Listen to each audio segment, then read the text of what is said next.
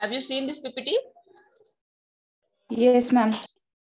So that we have seen some kind of project, some kind of risks, how we create a format to calculate our risks, the project, the teams.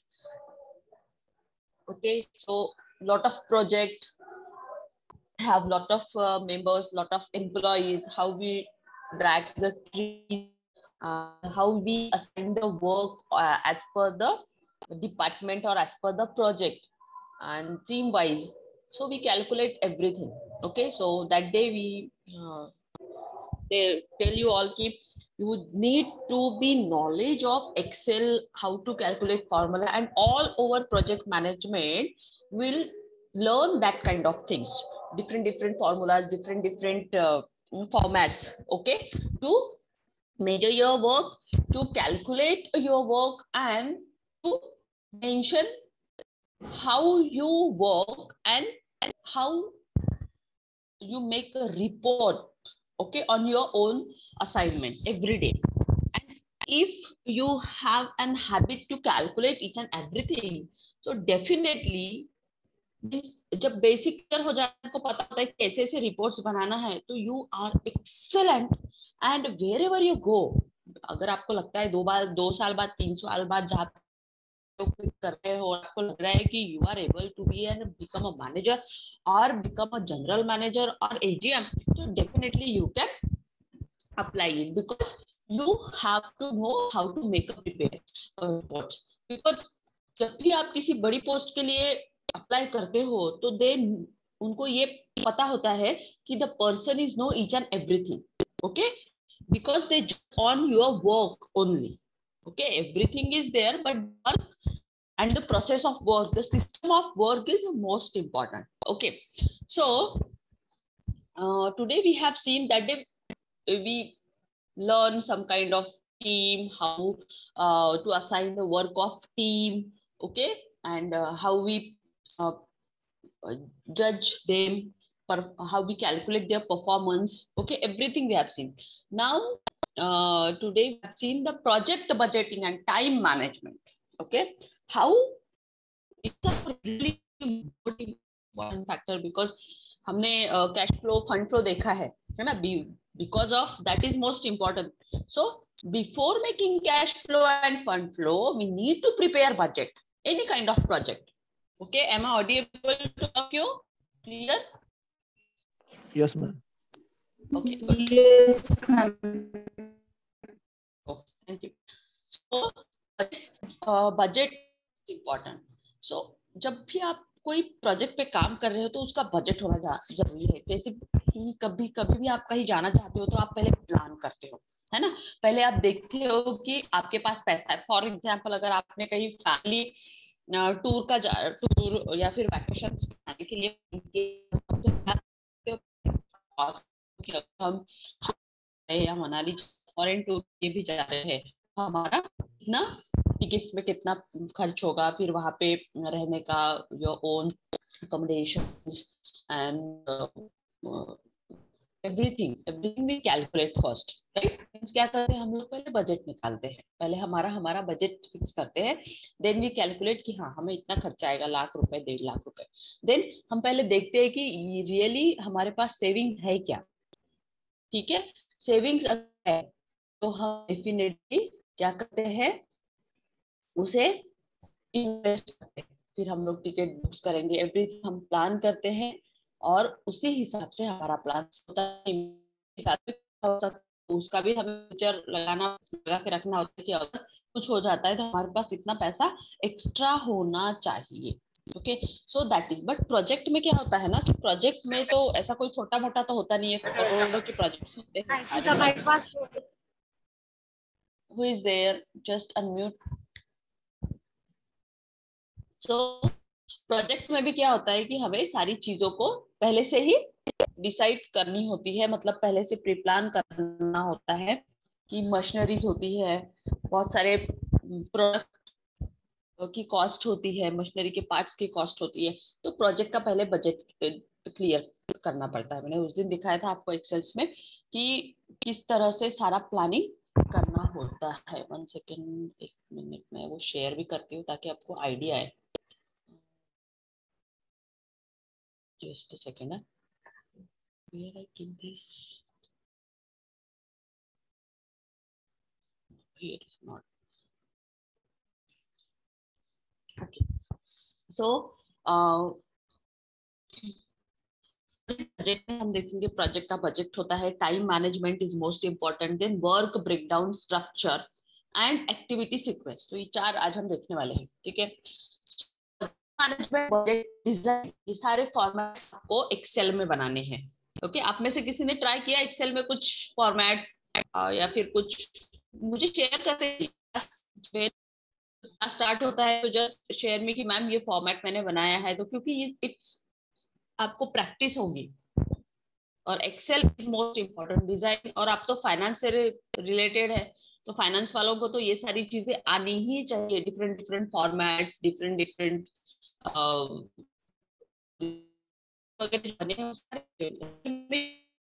Seriously.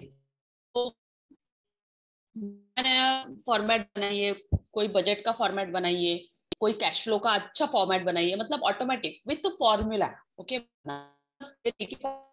कोई भी cost दिखाते हो तो उसका automatically calculation आना चाहिए।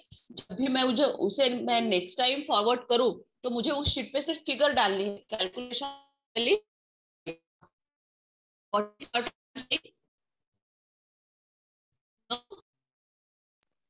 Ma'am, your voice is breaking.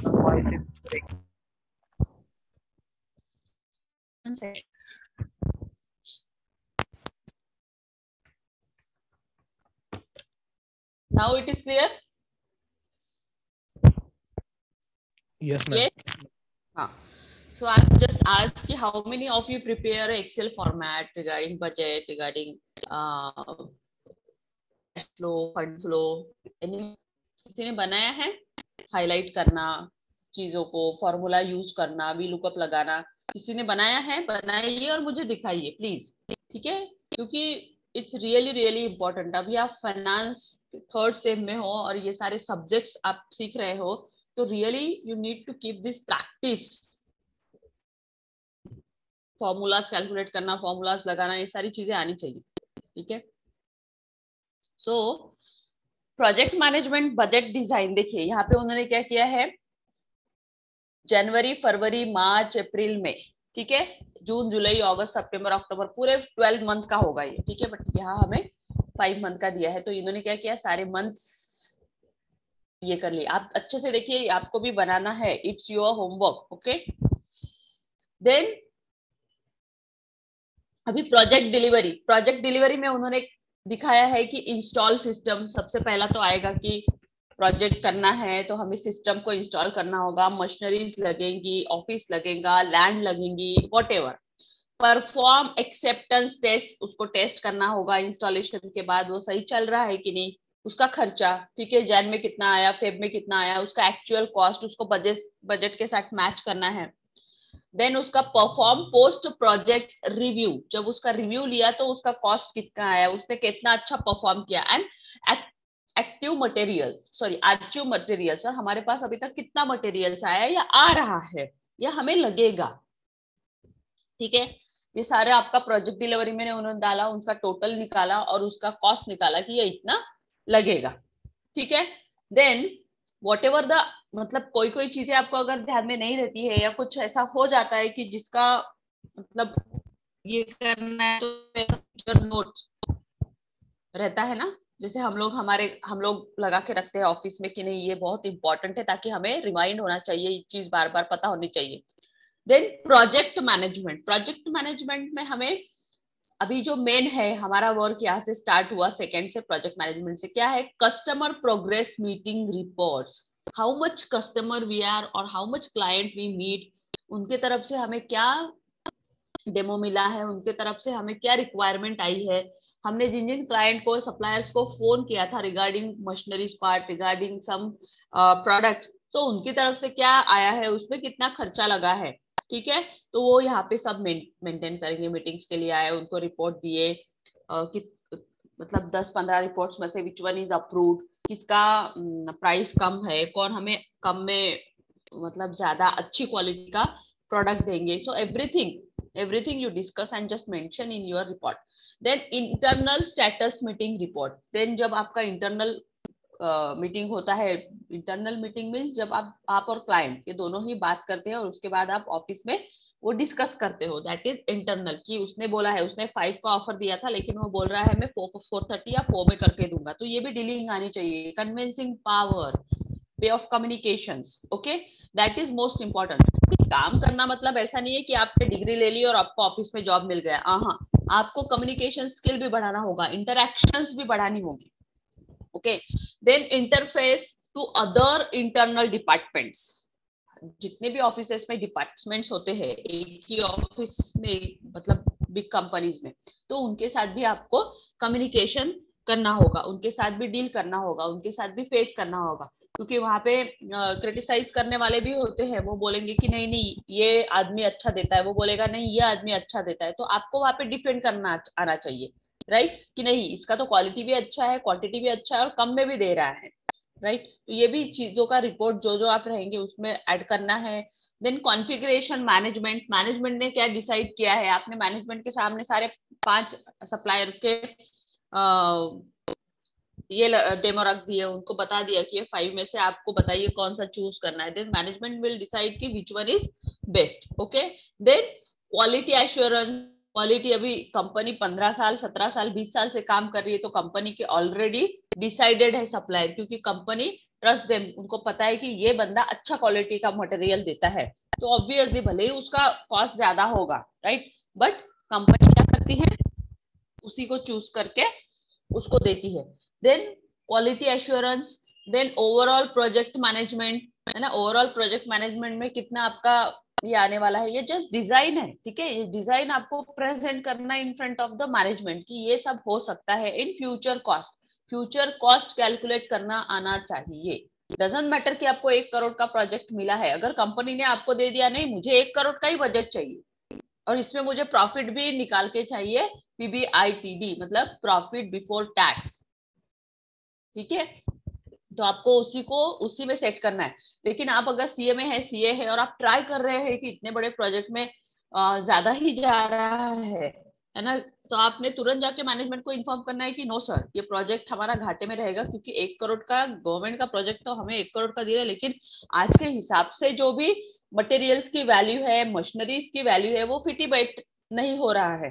तो हमें ये प्रोजेक्ट लेना चाहिए कि नहीं लेना चाहिए, राइट? तो आपको ये डिसाइड करना है. अगर हम 1 करोड़ में बिठाएंगे भी तो भी ये प्रोजेक्ट का जो फ्यूचर एश्योरेंस है वो पॉसिबल होगा कि नहीं.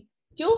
क्योंकि जरूरी नहीं है कि आज आपने 1 करोड़ का बजट बनाया है तो उसमें जो भी आइटम्स दिए हैं, है ना, तो वो मार्केट में आज की डेट में भले ही सस्ते मिल रहे लेकिन कल चल के अगर बढ़ गए तो ये सारे डिसीजंस, ये सारे प्लान्स आपको कंपनी के साथ डिस्कस करना है. देन कंपनी विल डिसाइड कि नहीं कि ये तीनों चारों प्लान्स में से हमें लेना चाहिए कि नहीं, प्रॉफिटेबल है कि नहीं. Got it? तो ये प्रोजेक्ट, ये बजट डिजाइन से पता चलता है ना. तो that is most important. Then other cost में जो जो भी आपको कॉस्ट लग रही है, मतलब जैसे डेली बेसिस पे बहुत सारे खर्चे होते हैं तो वो भी उसमें ऐड करने हैं विदाउट मिस्टेक्स, ठीक है. जब आप ये बजट बनाओगे और बजट बना के मैनेजमेंट के सामने रखोगे तो मैनेजमेंट भी उस पर स्टडी करेगा कि अरे तुमने तो ये लिया ही नहीं, ये भी तो कॉस्ट आनी चाहिए उसमें, फ्यूचर कॉस्ट तो ऐड की ही नहीं आपने, मशीनरी का मेंटेनेंस तो ऐड किया ही नहीं आपने, है ना. तो ये सारी चीजें ऐड करने के बाद फिर कितने तक जाता है, कितना हमें प्रॉफिट हो सकता है, वो सारी चीजें, और उतना ही होना चाहिए. कम ज्यादा चलता है थोड़ा बहुत 1 साल में, बट एज पर बजट के हिसाब से ही काम होना चाहिए, राइट.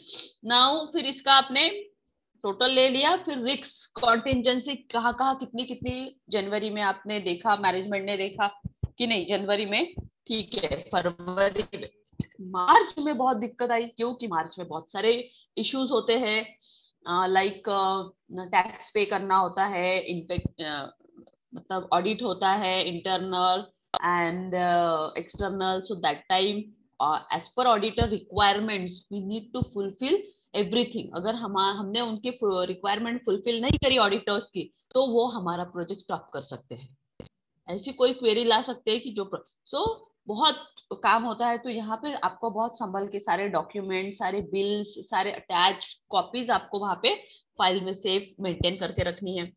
अप्रैल में अच्छा था, मई में भी अच्छा था, जून जुलाई से स्टार्ट हो गया बिकॉज ऑफ रेनी सीजन। सो जुलाई अगस्त में आपको बहुत दिक्कत जाती है, तो वो भी आपको मैनेज करना आना चाहिए। और वो जो भी लॉस हुआ है इन 2 महीने में, या तो वो पहले या फिर बाद में, ठीक है, आपको रिकवर करना होता है। So all cost and all future cost, everything you should mention in your Excel sheets and then you present in front of the management.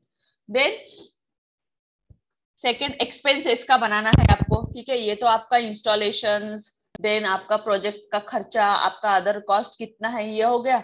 अभी आपको बनाना है, अब ये देखिए इन्होंने बनाया इसका 25 तक गया, ठीक है। चलो आगे एक्सपेंसेस क्या क्या लगने वाले हैं आपको प्रोजेक्ट में। एक्सपेंसेस तो बहुत सारे होते हैं, उसका भी डिजाइन आपको इस फॉर्मेट बनाना है। तो इंटरनल फंडिंग, आपको कंपनी से कितना पैसा आया उस प्रोजेक्ट के लिए, ठीक है, या फिर गवर्नमेंट ने कितना दिया। पहले तो गवर्नमेंट देती नहीं है, पहले तो हमें उनको देना पड़ता है। जब हमारा 25% एज पर there clause, 30% retention money whatever, so on that basis we have completed, we inspection होता है, वो लोग आते हैं, चेक करते हैं, एंड ऑन दैट बेसिस पे वो हमें फंड रिलीज करते हैं, ठीक है। नाउ डिपार्टमेंट बजट, डिपार्टमेंट का बजट कितना है, आप जिस डिपार्टमेंट में काम कर रहे हो, जैसे कोई भी प्रोजेक्ट मतलब आपका डिपार्टमेंट ही हो गया, तो डिपार्टमेंट वाइज जैसे HR है, फाइनेंस है, देन मतलब आपका स्टाफ है, एम्प्लॉय स्टाफ है, उसमें भी लेवल होता है 1 2 3, उस हिसाब से आपको बजट डिसाइड करना होता है। उनको ट्रेनिंग दिया उसका खर्चा, ठीक है, लेकिन कहीं कहीं बाहर भेजा उनको ट्रेनिंग के लिए, वो भी खर्चा कंपनी को बेयर करना है, ईच एंड एवरीथिंग। तो वो डिपार्टमेंट बजट में आएगा। डिपार्टमेंट के लिए क्या क्या खर्चा हुआ है, तो ट्रेनिंग पे हो सकता है, कोई कॉन्फ्रेंस लिया, कोई सेमिनार्स लिया, कोई ट्रेनिंग लिया, कोई कुछ whatever. Then customer billing invoicing, ठीक है, कस्टमर को जो भी बिलिंग इनवॉइसिंग कर रहे हो उसमें क्या क्या खर्चा है, उसमें आपका पीसी तो लगेगा, पेपर लगेगा, इंक लगेगी, देन आपको सारी फाइल्स लगेंगे मेंटेन करने के लिए, lot of customer billing invoicing पे जो भी खर्चा आ रहा है वो भी आपको वहां पे मेंटेन करना है कि एवरीडे कितने बिलिंग्स निकल रहे हैं, कितना रिम्स लग रहा है, ईच एंड एवरीथिंग, ठीक है। यहाँ से भी देखना होता है। हाँ, कॉस्ट, छोटी छोटी कॉस्ट आपको लेनी है। जो लोग सीए में कर रहे हैं कॉस्ट अकाउंटेंट, उनको पता होता है, क्योंकि प्रोजेक्ट से रिलेटेड सारी चीजें उसी में ज्यादा सीखने को मिलती है। देन एग्जिस्टिंग रेवेन्यू स्ट्रीम, मतलब जहां से रेवेन्यू आ रहा है उसका भी आपको, जैसे फंड फ्लो, कैश फ्लो आप बनाएंगे, उसमें ऑटोमेटिकली मेंटेन होगा। अदर्स जो भी एक्सपेंसेस है we need to mention it. Then total internal income, then external funding, others बाहर से कुछ पैसा आ रहा है क्या, उसमें भी जैसे गवर्नमेंट ग्रांट्स है, आइटमाइज इनकम है। आइटमाइज इनकम मतलब कोई भी प्रोडक्ट, जैसे बहुत सारे होते हैं ना, उसमें से कितना आ रहा है। जैसे कंपनी 4 मान लीजिए कि उन्होंने बोल दिया कि हमें ये जो 4 सोप्स है ना, जैसे लक्स है, लक्स में भी बहुत सारी वेराइटीज आती है, पिंक, ब्लू, व्हाटएवर। तो उसमें से भी आपको आइडेंटिफाई करना है कि मार्केट में कौन सा ज्यादा चल रहा है ना, तो किससे ज्यादा इनकम आ रही है। तो चारों प्रोडक्ट के नाम, चारों आइटम्स, सारी चीजें ऑटोमेटिकली फटाफट फटाफट आपको करनी आनी चाहिए। तो ये हो गया आपका एक्सपेंसेस रिलेटेड। इसमें सेम वही है, वो बढ़ते जाएगा, अप्रैल मई जून जुलाई अगस्त ऐसे करते हुए वो बढ़ते जाएगा, और ऑन दैट बेसिस आपको उसके रिजल्ट्स मिलेंगे। आफ्टर दैट जब आप डिजाइन प्रेजेंट करोगे, जैसे आपका हो गया, इन्होंने जैन टू दिसंबर तक का ले लिया, तो अभी आपने देखा यहाँ पे कि ये जो है मार्च में जो आपका ग्राफ हुआ वो कितना हुआ, सबसे ज्यादा हुआ है ना मार्च में यहाँ पे। तो आप इसे एनालिसिस कर सकते हो, ठीक है। जैन 10 में आपका कम हुआ क्योंकि शुरुआत था, शुरू में बहुत खर्चा था, नॉट ओनली एक्सपेंसेस बट शुरू में तकलीफ होती है, गलतियां होती है, मिस्टेक्स होती है, पता नहीं होता है। तो जैन फेब में आपका थोड़ा सा ये था। मार्च में आपका थोड़ा ऊपर गया because of practice and you know कि how to start your project and क्या क्या हुआ। देन अप्रैल मई जून जुलाई में भी ठीक ठाक था, एंड देन तो ये ऐसे कैलकुलेट होता है। फिर इसको रिस्क पे कैलकुलेट किया कि जैन मार्च में कितना था, फेब में तो 0 था इसलिए रेड मार्क आया, मार्च से लेके मई तक अच्छा था, देन फिर से अक्टूबर। तो ये ऐसे ऑटोमेटिकली, अगर आपको ग्राफिंग डिजाइनिंग आती है वो करने की जरूरत नहीं है। Excel is best. एक्सेल में अगर आप कुछ भी करते हो, सिस्टमेटिकली डाटा अगर अपडेट करते हो, तो आप कुछ भी कैसे भी उसको बार चार्ट में, पाई चार्ट में, कॉलम चार्ट में, लाइंस में कैसे भी एडजस्ट कर सकते हो। ठीक है।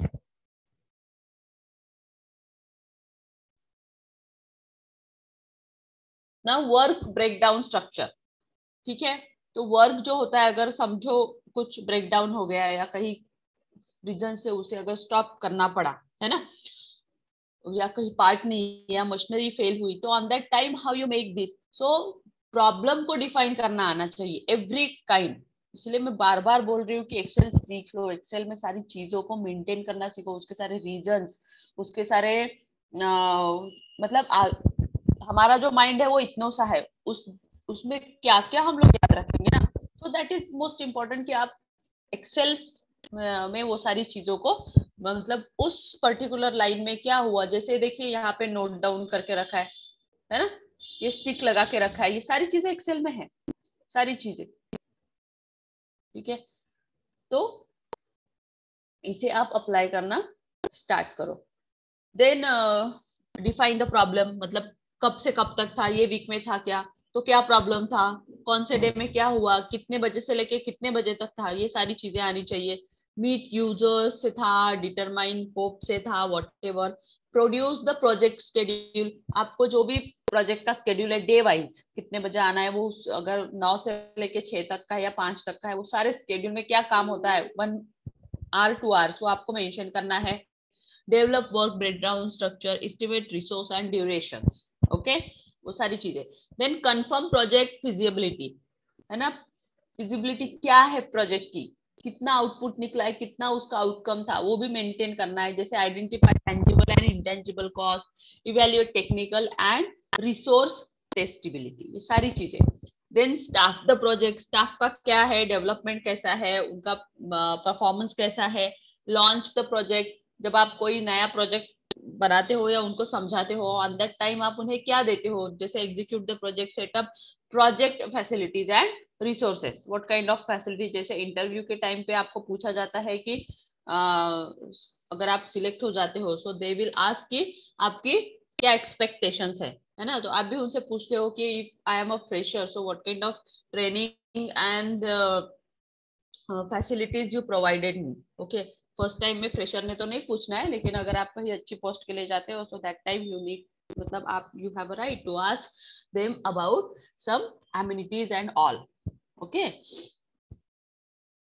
then activities sequences. So here what kind of activity and क्या बोल सकते हैं उसको, वर्कशीट है ना। एवरी जहाँ पे भी आपने मैन्युफैक्चरिंग कंपनी में अगर आप में से कोई काम कर रहा होगा, तो उनको पता होगा कि वहां पे सारी शीट्स मेंटेन करती हैं। ठीक है, स्पेशली लेबर क्लास के लिए, कितने बजे आ रहा है, कितने बजे जा रहा है, देन उनका साइन है ना, sign register, incoming outgoing register, कौन आ रहा है कौन जा रहा है, वो सारी चीजें मेंटेन। मटेरियल भी आता है तो उनका भी अलग से डिपार्टमेंट है, वो लोग भी कौन सी गाड़ी आई, कितना मटेरियल आया, कितना डैमेज आया, everything maintain on their files and register. ठीक है। तो प्रोजेक्ट का जो एक्यूमेंट है, वो कस्टमर नेम कौन आया, एक्टिविटी लिस्ट, वर्कशीट, कितने बजे उसका आईडी नंबर, कार्ड्स होते हैं ना सारे, वो सारी चीजें यहाँ पे मेंशन होती है। Then follow work breakdown structures, कितने बजे हुआ, वो सारी मेंटेन रहता है। जैसे आपने पेट्रोल पंप पे वगैरह देखा है क्या, पेट्रोल पंप पे जो लोग काम, उनसे पूछिए जो एग्जीक्यूटिव कितने बजे, उनका शिफ्ट में होता है ना, तो शिफ्ट वाइज वो काम करते हैं, तो कौन से शिफ्ट में कौन बंदा था, उसका सारा रिकॉर्ड डेली बेसिस पे वो लोग फाइल पे मेंटेन करते हैं। वैसे ही मैन्युफैक्चरिंग कंपनीज में होता है, प्रोडक्शन कंपनीज में होता है। आप क्या काम कर रहे हो, कब से हो, कितना काम कर रहे हो, वो सारी रिस्पॉन्सिबिलिटी के साथ आपको वहां पे देना है। जैसे यहाँ पे डिस्क्रिप्शन ऑफ वर्क है ना, जैसे ये बंदा आया ना, फॉलो जो भी था उसका एक्टिविटी का नाम क्या किया, रिगार्डिंग आज कौन सा काम किया, एंड उसका डिस्क्रिप्शन दे दिया उसने, यहाँ पे दिया है description activity in detail so that the person performing the work understand what is required to complete it. Okay, फिर आपने अगर आपका वर्क डन हो गया, यू शुड जस्ट मेंशन कि today I have done that kind of work and some kind of work pending because of some documents not received it, it's a pending because of the person is new, absent, whatever, you just mention the remark, means that thing is like that कि सामने वाला जो बंदा है उसे पता होगा कि the person is work very dedicatedly और इसका काम आज होगा, जो डेडलाइन है ना, तो उस हिसाब से वो आज नहीं आया तो कल आएगा तो कल होगा। ओके, सो एवरीथिंग, जैसे आप अभी पढ़ाई कर रहे हो, मुझे नहीं पता आप में से कितना डायरी लिखते हो या कितने लोग अपना बजट और कितना लोग अपना लिख के रखते हो प्लान्स कि नहीं आज मैं ये करूंगा वो करूंगा, so that thing is very good thing, और इससे हमें पता चलता है कि हम कितना एक्टिव है और कितना हम टाइम के साथ चल रहे हैं। प्रोजेक्ट में टाइम मैनेजमेंट बहुत इंपॉर्टेंट है। If you don't follow the time, आपका प्रोजेक्ट टाइम पे कंप्लीट नहीं होगा, रात रात भर काम करना होता है प्रोजेक्ट्स के लिए। Okay, next, just a second, okay, you read this.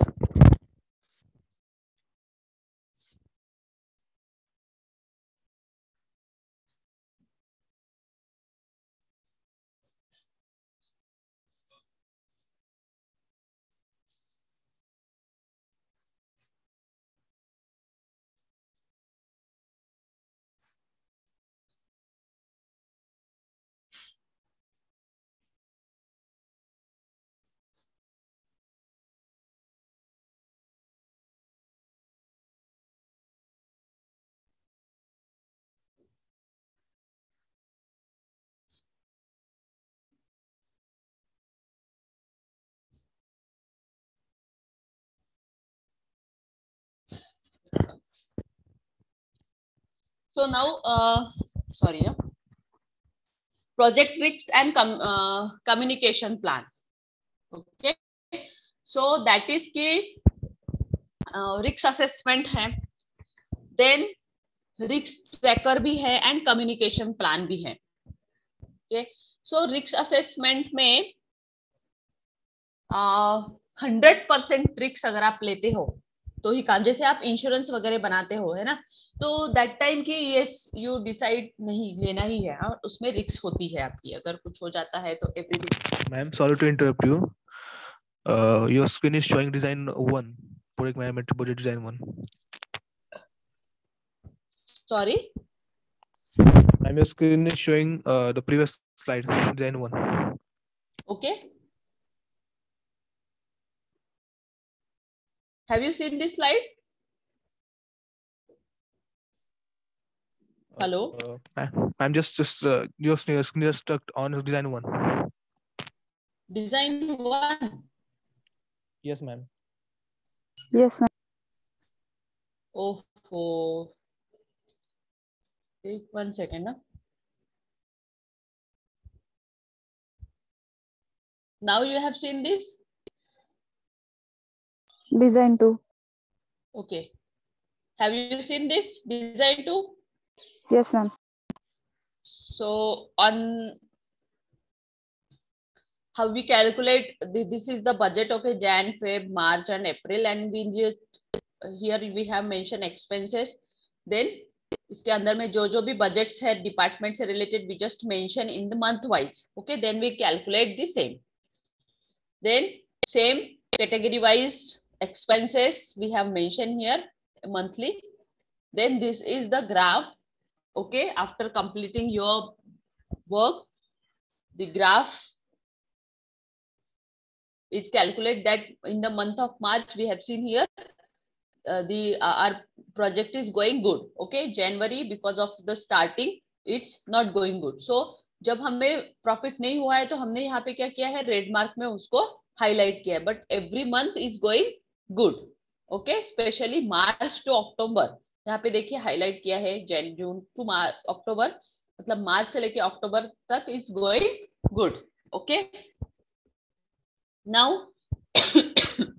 This is the work breakdown structures. We need to mention each and everything. Okay, duration wise, number wise, month wise, week wise, day wise, जैसे भी आपको चाहिए हम लोग यहाँ पे लिखेंगे.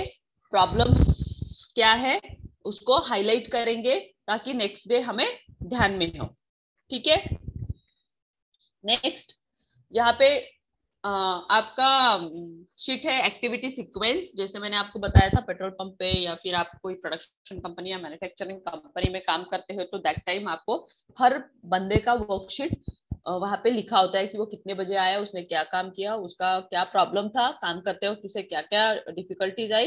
You just mention everything and sign them. तो एवरी डे का रिकॉर्ड वो मेंटेन कर सकते हैं हम लोग. नेक्स्ट, हाँ मैं यहाँ पे थी कि project risk and communication plan. So जब भी हम कोई काम कर रहे हैं या प्रोजेक्ट पे तो वहाँ पे रिस्क तो फैक्टर होता है. फॉर एग्जांपल इंश्योरेंस कंपनीज में जब भी हम इंश्योरेंस निकालते हैं तो वहाँ पे रिस्क होता है कि भाई अभी से मैं इतना पैसा क्यों भरूं.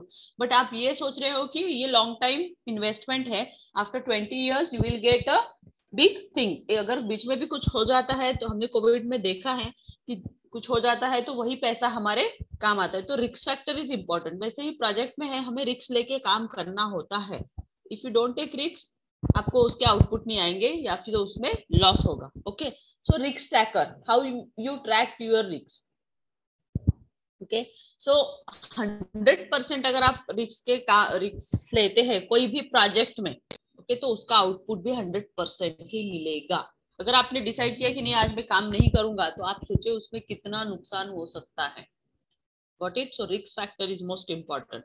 रिस्क ट्रैकर होता है जैसे आप every day you just mention कि क्या क्या काम करना है, प्रोजेक्ट कैसे बनाना है, प्रोजेक्ट को कैसे चलाना है. ठीक है, क्या क्या उसमें चाहिए रिक्वायरमेंट.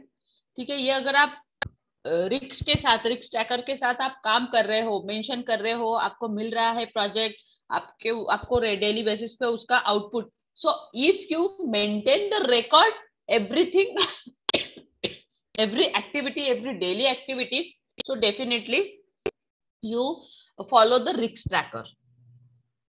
मतलब every day आप रिस्क लेके काम कर रहे हो, that is, and 100% रिस्क के साथ काम कर रहे हो.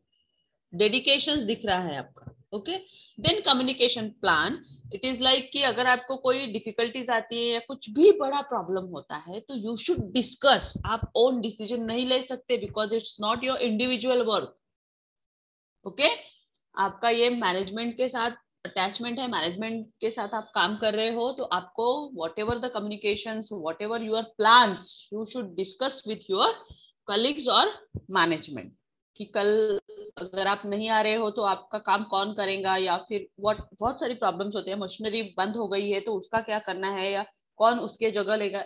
बहुत सारी सिचुएशंस, बहुत सारे. तो कम्युनिकेशन, ये सारी चीजें कैसे सॉल्व होंगी, कम्युनिकेशन के साथ. मिसकम्युनिकेशन जहां होगा वहां आपका काम स्टॉप हो जाएगा. Risk assessment, what it is, ये चार्ट है रिस्क असेसमेंट का.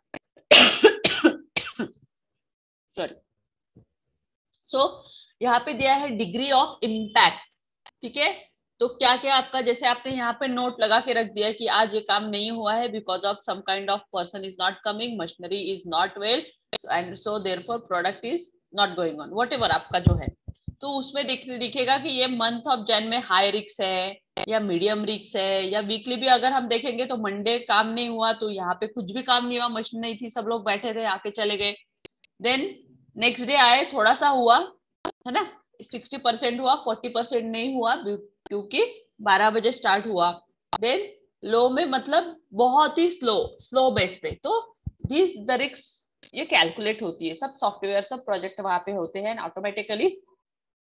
ये सारे चार्ट, सारे कैलकुलेशंस हो जाते हैं अगर आप रेगुलर में टाइम पे डाटा मेंटेन करते हो. देन प्रॉफिटेबिलिटी ऑफ ऑकरेंस, उसका प्रॉफिटेबिलिटी भी हम निकालते हैं कि जैसे हाई हुआ है रिस्क तो उसका भी 0 आएगा, यहाँ पे थोड़ा होगा और यहाँ पे और थोड़ा.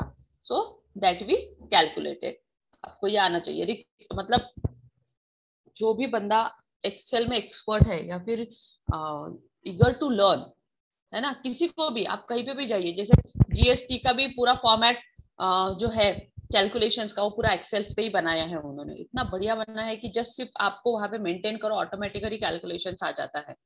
आपने अगर परसेंटेज डाल दिया 5%, 10%, 18%, 32% as per the format, automatically और वही शीट वहां पे अपलोड होता है। आप अपने मन की कोई शीट नहीं कर सकते हो। तो ये फॉर्मेट्स भी अपने आप में एक बहुत बड़ा ये है। अगर रियली आपको फाइनेंशियल एनालिसिस, डाटा एनालिसिस बनना है इन फ्यूचर, तो अभी से एक्सेल पे काम करना स्टार्ट कर दीजिए। बहुत बहुत इंपॉर्टेंट है ये formulas and all and all. Now रिक्स ट्रैकर का फॉर्मेट कैसे बनाया जाता है? देखिए यहाँ पे आईडी क्या है आपका, डिस्क्रिप्शन ऑफ रिक्स क्या है, इम्पैक्ट क्या आएगा उसका अगर आपने कोई रिक्स ली तो, अगर वो टाइम पे नहीं हुई। जैसे हम लोग कभी कभी बोल देते हैं बिना सोचे कि हाँ 1 घंटे में हो जाएगा, lot of time, but seriously आपने स्टडी किया है कि वो काम 1 घंटे में होगा? जैसे आपने आज डिसाइड किया कि नहीं मैं आज एएफएम का, फाइनेंशियल मैनेजमेंट का, फंड फ्लो का पूरा स्टडी कर लूंगा 1 घंटे में, नॉट अ जोक। होता ही नहीं है 1 घंटे में। कम से कम 3 आवर्स लगेंगे आपको पूरा फंड फ्लो या पूरा कैश फ्लो करने के लिए, 3 आवर्स मैक्सिमम, राइट? तो कभी भी बोलते वक्त आप थोड़ा सा सोच के बोलिए, ऐसे नहीं कि हो जाएगा। हाँ ठीक है, आप उन्हें बोलिए कि मुझे 1 दिन लगेगा because you are a learner, so risks लीजिए लेकिन सोच समझ के। सो डिस्क्रिप्शन ऑफ रिस्क, उसका डिस्क्रिप्शन देना होगा कि क्यों नहीं होगा। अगर मैनेजमेंट ने बोल दिया कि मुझे 1 घंटे में चाहिए, सो that time you should mention कि नो सर सॉरी 1 घंटे में नहीं होगा, मुझे 3 घंटे लगेंगे। तो उसको एनालाइज करो, व्हाई यू रिक्वायर 3 आवर्स।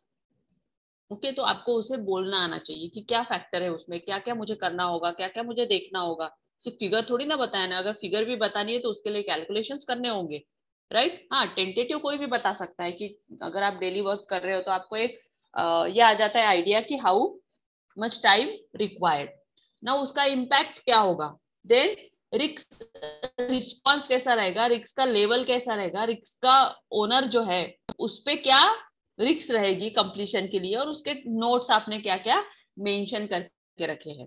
ठीक है, सो ये फॉर्मेट भी हम लोग रिस्क ट्रैकर का बना सकते हैं। जैसे फिर यहाँ पे दिया है कि सप्लाई डिले, सप्लाई क्यों हुआ, देन पुशेश जो भी था लॉन्च करते वक्त या एज पर, मतलब अगर प्रोडक्शन कंपनी तो उसका अलग आएगा, मटेरियल कंपनी है तो उसका अलग आएगा, टेक्सटाइल कंपनी है तो उसका अलग आएगा। डिफरेंट डिफरेंट रीजंस उसके इम्पैक्ट होंगे कि जैसे अगर सप्लाई डिले हुआ तो उसका इम्पैक्ट हो गया कि मटेरियल नहीं आया इसलिए काम बंद था, right? Then risk response, confirm delay dates and, मतलब फेज क्यों हुआ डिले, कितने बजे तक आएगा वो भी आपको मेंशन करना है। तो यहाँ पे हाई रिस्क थी because of work he start नहीं हुआ तो काम कैसे होगा। देन यहाँ पे रिस्क ओनर वो कुछ भी नहीं कर सकता था बिकॉज उसके हाथ में नहीं है। और यहाँ पे आपको जो भी नोट लिखना है, जो भी एक्सप्लेनेशन देना है वो आप दे सकते हैं। देन फैक्ट्री अवेलेबिलिटी सेकंड में दिया है, फैक्ट्री में गोडाउन का हो सकता है, बहुत सारे ऐसे हैं।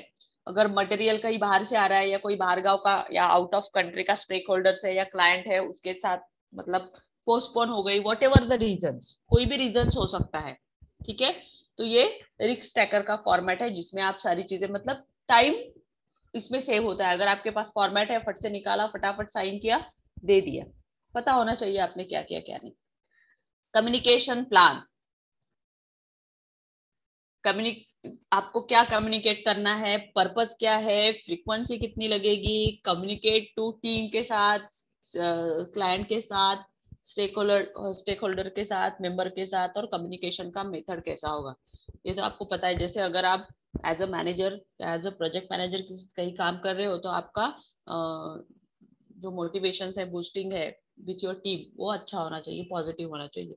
मतलब जैसे आप क्लाइंट से बात कर रहे हो तो definitely you will talk very politely because आप उसे अपना प्रोडक्ट दे रहे हो, तो उनका इंफॉर्मेशन दे रहे हो। और वो सिर्फ आपका प्रोडक्ट इसलिए नहीं खरीदा क्योंकि आपकी कंपनी अच्छी है, वो आपका प्रोडक्ट इसलिए ले रहा है बिकॉज योर बिहेवियर, आपने जो भी वो प्रोडक्ट के बारे में उसको इंफॉर्मेशन दी है that was good, you convince him, on that basis they will और he will buy your product, so that is most important. तो उसका मेथड आपको यूज करना होगा कि क्या क्या आपको बोलना है, वो सब सिखाया जाता है ट्रेनिंग में, राइट? अगर आप अपने टीम के साथ बात कर रहे हो तो वो तब आप क्या ये यूज करोगे, एवरी डिपार्टमेंट में बात कर रहे हो तो आपका कम्युनिकेशन कैसा होना चाहिए, मैनेजमेंट के साथ कम्युनिकेट कर रहे हो, मीटिंग कर रहे हो, तब आपका फ्रीक्वेंसी और कम्युनिकेशन कैसा होना चाहिए, सब सीखना है। अभी आपका एज ही है सीखने का, ठीक है। और what ever you learn now, ये आपको ऑल टाइम तक, लाइफ एंड तक काम आने वाला है। इसलिए कम्युनिकेशन पे भी थोड़ा ज्यादा ही फोकस करिए, ज्यादा, बहुत ज्यादा। लिसनिंग पे ज्यादा फोकस करिए। Okay, next, this is a detail plan of communication. मैं इस स्लाइड को थोड़ा बड़ा करती हूँ। ओके, ये आपका कम्युनिकेशन का पूरा डिटेल प्लान है कि रिपोर्ट के हिसाब से प्रेजेंटेशंस में क्या क्या किया, प्रोजेक्ट अनाउंस में क्या क्या था, रिव्यू एंड मीटिंग्स में क्या था, टीम मॉरल क्या था, ठीक है। डिलीवरेबल में descriptions, delivery method, frequency, owner, audience, everything यहाँ पे मतलब सॉरी, जितने भी आपने अभी तक फॉर्मेट देखे हैं ना, आप सोचिए कि कितना इजी काम हो सकता है अगर आप इन सब में एक्सपर्ट हो तो। कुछ करना नहीं है, सिर्फ शीट्स में अपडेट करना है, तो कंपनी का बहुत सारा टाइम सेव हो जाता है। ठीक है, so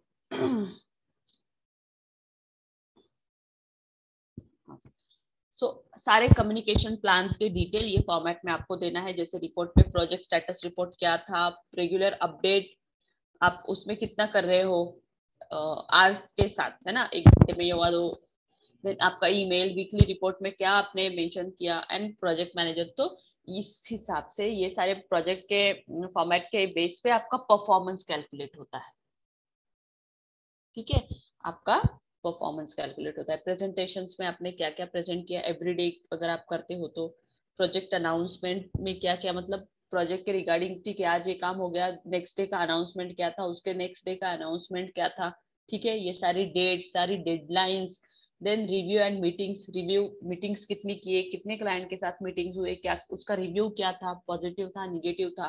then team moral, team को कितना मॉरलाइज किया, टीम के साथ कितना अच्छे से काम किया, everything you should mention on this format. Project execution.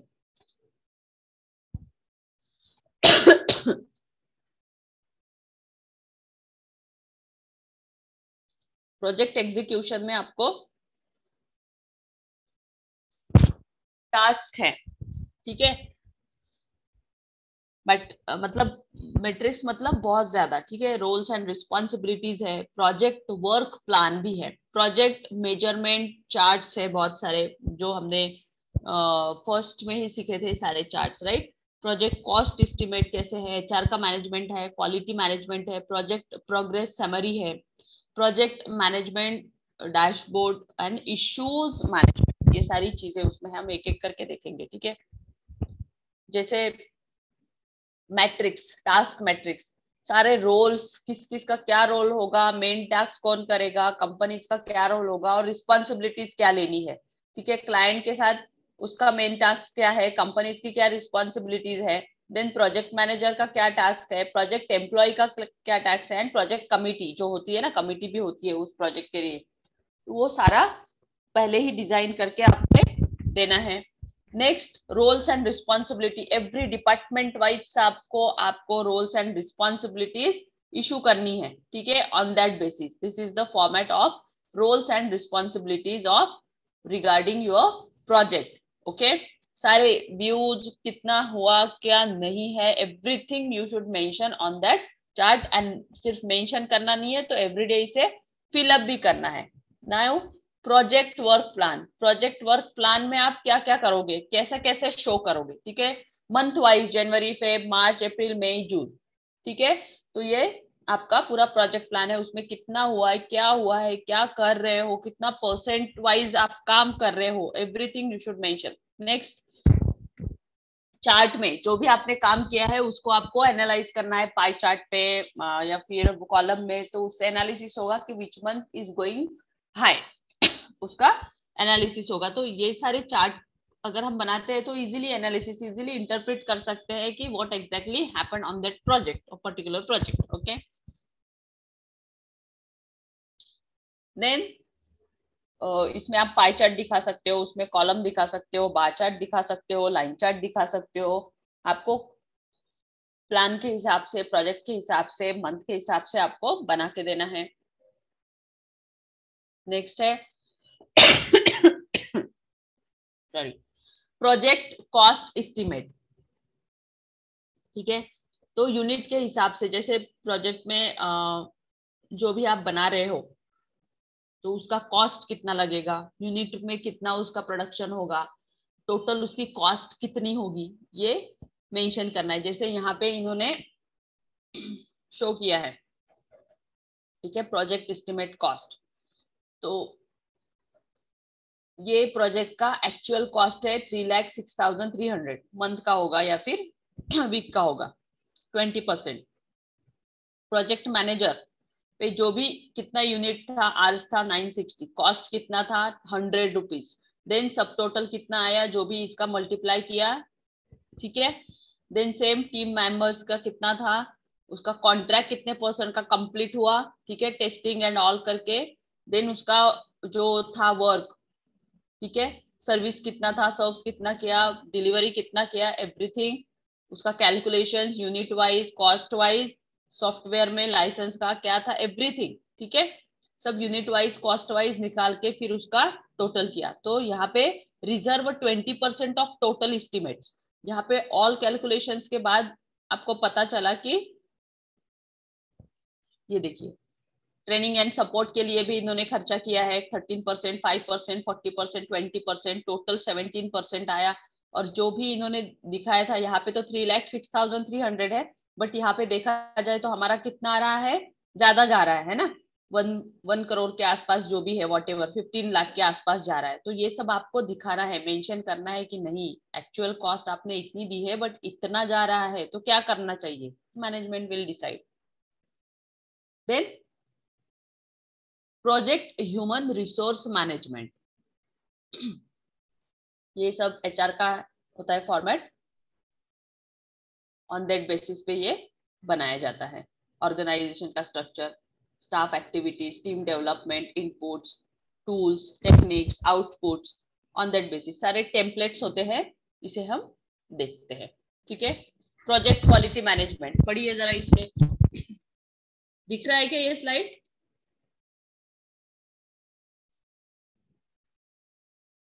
ये वाला पढ़िए, प्रोजेक्ट क्वालिटी मैनेजमेंट.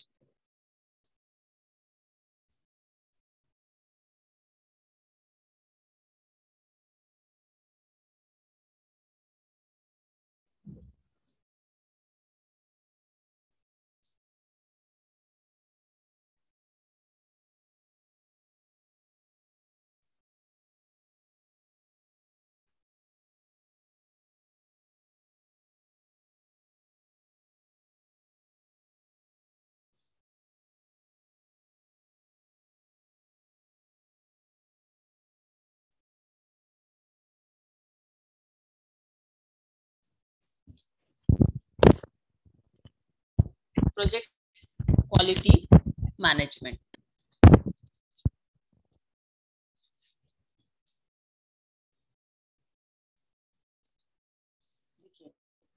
इसमें भी पर्पस है, स्कोप्स है, आपके रोल्स एंड रिस्पॉन्सिबिलिटी है, मेट्रिक एंड टूल्स है, रिव्यू एंड ऑडिट प्लान है, क्रिएटिव एक्शन प्लान.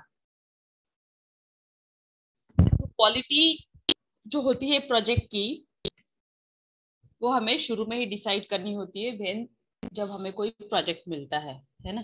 तो ऑन दैट बेसिस पे हमें पर्पस जो है, पर्पस क्या होता है कि प्रोजेक्ट को ऑन टाइम कंप्लीट करना है. ऑन टाइम कंप्लीट करना है, उसके लिए बजट हमारा परफेक्ट होना चाहिए. बजट अगर हमारा परफेक्ट है तो जो भी कॉस्ट और क्वालिटी हम देने वाले हैं प्रोजेक्ट के लिए, वो श्योर होनी चाहिए और उसी हिसाब से हमें वर्कआउट करना है. तो पर्पस एंड ओवरव्यू में provide an overview of the process you plan to employ to manage quality, describing the items below at the high level, include a problem, definitions or statement and any relevant background information. पूरा detail में आप, जैसे आप अपना SIP बना रहे हो आपकी कंपनी के रिगार्डिंग आपके, तो आप उसमें सारे डिटेल दे रहे हो, इंफॉर्मेशंस में, इंट्रोडक्शंस में दे रहे हो, आप लिख रहे हो कि क्यों आप ये टॉपिक में सिलेक्ट किया और उसमें आप क्या क्या प्रोवाइड करने वाले हो, कंपनी के प्रोफाइल में आप सारी चीजें दे रहे हो, है ना। देन आप उसको अपने उस पर्टिकुलर रिगार्डिंग टॉपिक के लिए आपने क्या क्या पढ़ा है, वो सारी चीजें लिटरेचर रिव्यू में आप दे रहे हो। आफ्टर दैट आप एनालिसिस कर रहे हो 3 इयर्स का बैकअप, है ना, कि 3 इयर्स में आपका अगर GST का प्रोजेक्ट है तो आप 3 इयर्स का डाटा ले रहे हो कि लास्ट ईयर में कितने लोगों ने GST का रिटर्न भरा था, या आपके क्लाइंट्स कितने थे, आपके सप्लायर्स कितने थे, ये सारी शीट आपने मेंटेन करी है, राइट। ऑन दैट बेसिस पे आपने उसको इंटरप्रेट किया, आप चार्ट बनाए, उसका इंटरप्रिटेशन किया, आपने ओवरऑल उसका व्यू निकाला कि how many people are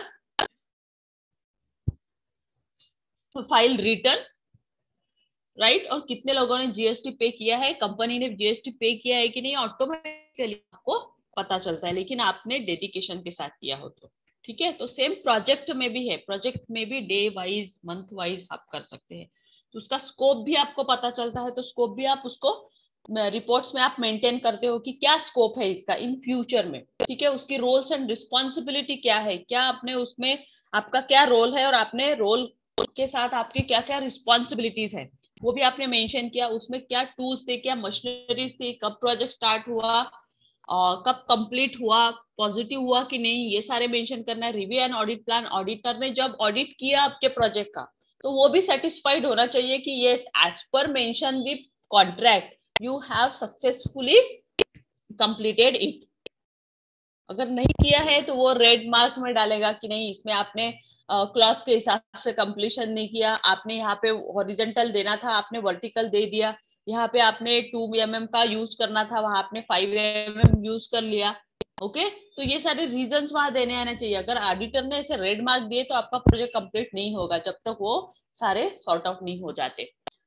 corrective action plan, every day आपको करेक्टिव एक्शन प्लान्स देना है प्रोजेक्ट्स के, ठीक है, जो आपने शीट्स में मेंशन किए हुए हैं, और सारा रिकॉर्ड्स आपका ऑडिटर चेक करेंगे on that particular. Now project progress summary, जो भी प्रोग्रेस होगा आपका, ये चार्ट है उसमें आपको लिख के देना है, मेंशन करके देना है कि आज का क्या था, कल का क्या था, everything everything. So that is the chart.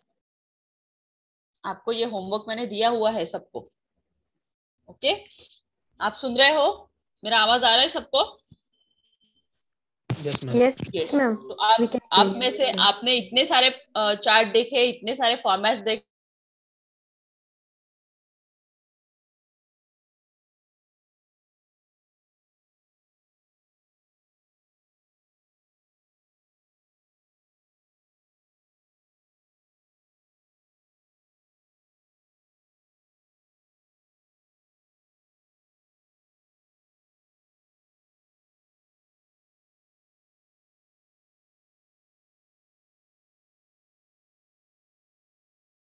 मुझे भी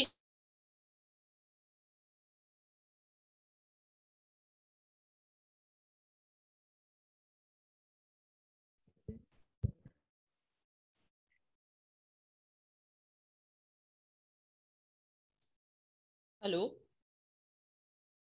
हाँ, आज के दिन हम इतना ही करते हैं, कल हम प्रोजेक्ट समेरे पे कंटिन्यू करेंगे, ठीक है। Ma'am I have one query. Yes, हमें जो मैम प्रोजेक्ट रिपोर्ट बनाने हैं मैम एक्सेल पर, सो मैम उसमें हमें क्या क्या बनाना पड़ेगा?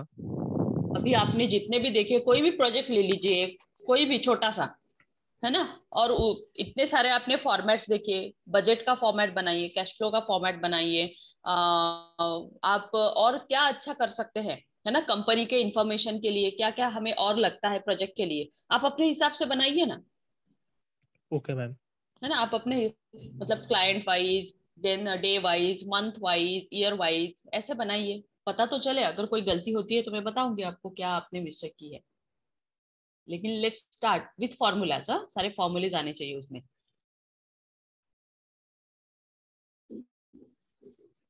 Got it? Yes, ma'am. Yeah. Okay. Take care. Bye bye. Good day. Thank you, ma'am.